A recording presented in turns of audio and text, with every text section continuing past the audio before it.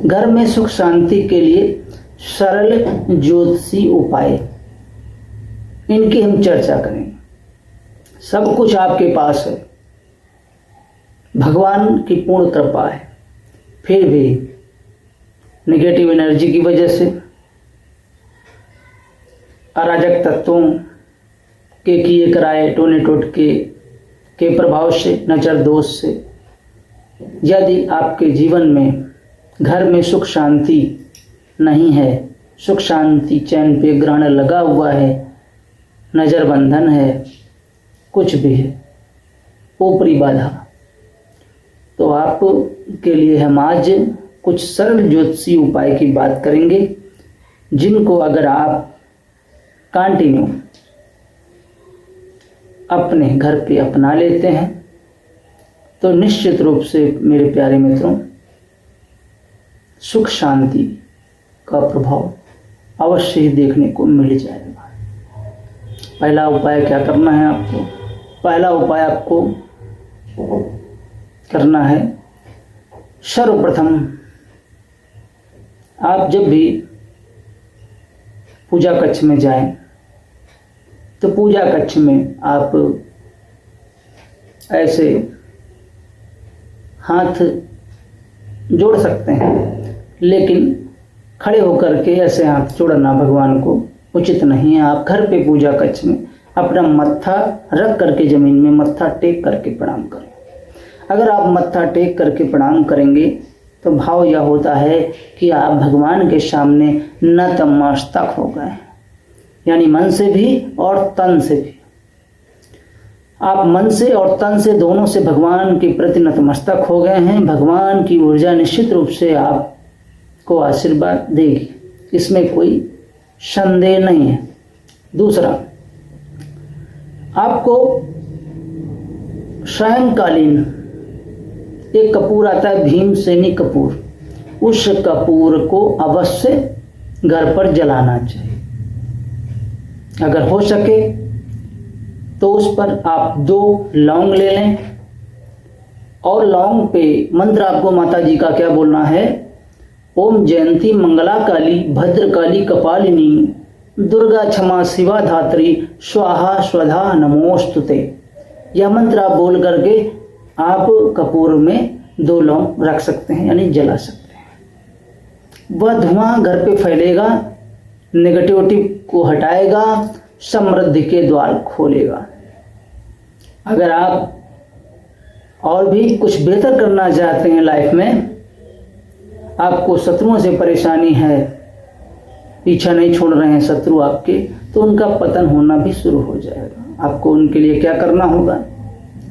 केतु, राहु और शनि, ये सब दिव्य कृपा आपके लिए प्रदान करेंगे। आपको क्या करना है? उसी कपूर में काले तिल थोड़े से लेना है हाथ में और मंत्र बोलना है, सर्वा बाधा प्रसन्नम तैलक्लेश्वरी एवं कर्मस्मि द्वैर्विनाशनम। सर्वा बाधा विनिर्मुक्तो धन धान सुतान्वितः मनुष्यो मत प्रसादेन भविष्यति न संशयः। यह मंत्र बोल करके आपको कपूर में वह काले तिल छोड़ देने हैं। आप देखेंगे कि बिल्कुल चमत्कार होना शुरू हो गया है। और सायंकालीन सूर्यास्त के बाद आपको एक दीपक, आप पीतल का दीपक ले लीजिए, क्योंकि मिट्टी का दीपक अक्सर जो है वो लीक हो जाते हैं तो तेल उनमें बर्बाद होने लगता है, बहने लगता है। तो आप पीतल का एक दीपक ले लें, जिससे आप जो तेल अपने देव के लिए जलाएं वह पूरा उनको प्राप्त हो और उसकी एनर्जी घर पे आपके फैले। आपको छोटा सा पीतल का दीपक लेना है, रोई की बत्ती हो और सरसों का तेल हो उसमें, और आपको अपने घर में दक्षिण दिशा की तरफ रख करके अपने पितरों को याद करके ओम पितृदेवभ्यो नमः प्रेत सरकार बाबा का ध्यान करके प्रेत राज सरकार सभी अलावला सभी नेगेटिव एनर्जी को समाप्त करने की क्षमता आपके पितरों में है और आपके प्रेत राज सरकार बाबा में है। आप उस दीपक से अपने प्रेत राज सरकार बाबा और अपने पितरों के निमित्त प्रार्थना कर सकते हैं। भगवान नारायण से कि भगवान मैं अपने पितरों के निमित्त और प्रेत राज सरकार बाबा आपके लिए मैं दीपक यह लगा रहा हूँ, मेरे सभी पितरों को आप मुक्त करें, शांति प्रदान करें और भगवान नारायण आप मेरे पितरों को अपने गोद में अपने चरणों में स्थान प्रदान करें। मेरे सभी पितर भगवान मुझ पर कृपा करें, मेरी मनोकामनाएं पूर्ण करें। ऐसी प्रार्थना आप दीपक लगाते समय बोलें और नियमित आप दक्षिण दिशा की तरफ एक दीपक अपने पितरों के निमित्त प्रेत राज सरकार बाबा का नाम लेकर के जलाना शुरू करें। फिर देखें आप कि घर में कैसे तरक्की होती है, कैसे विकास होता है। शत्रुता अगर कोई करना भी चाहेगा तो आपसे शत्रुता नहीं कर पाएगा, उसका मन बदल जाएगा। यदि फिर भी वह हठ के कारण आपका नुकसान करना चाहेगा तो उसका नुकसान शुरू हो जाएगा, उसका पतन शुरू हो जाएगा।